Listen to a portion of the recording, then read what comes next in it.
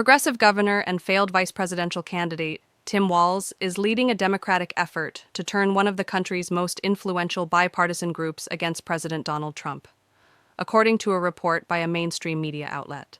Walz, the governor of Minnesota and one-time running mate of former Vice President Kamala Harris, is threatening to pull out of the Bipartisan National Governors Association, NGA, over concerns it is not doing enough to push back against Trump, according to The Atlantic. The Atlantic reported that two unnamed people, familiar with the governor's thinking, shared that at least two Democratic governors, Walz and fellow Democratic Gov. Laura Kelly, who is head of the Democratic Governors Association, are opting to stop paying their NGA dues this month. The two governors will not renew their membership in the organization out of frustration with its inaction against perceived violations of states' rights by the Trump administration.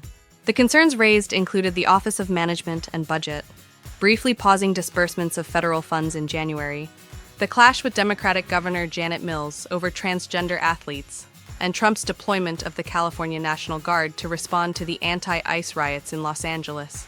The outlet reported three other unnamed sources saying that Walz and Kelly are not alone, and that the offices of other Democratic governors are similarly frustrated with the NGA.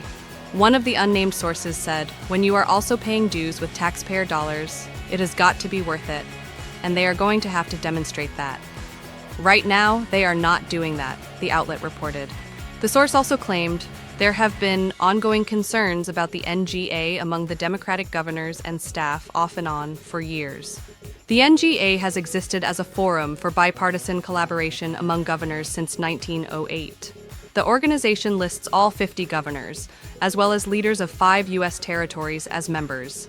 Eric Volschlegel, NGA Communications Director, told Fox News Digital the group exists to bring governors from both parties together around shared priorities.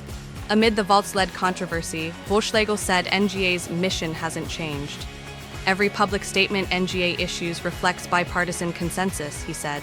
So far this year, all but one statement has had that consensus.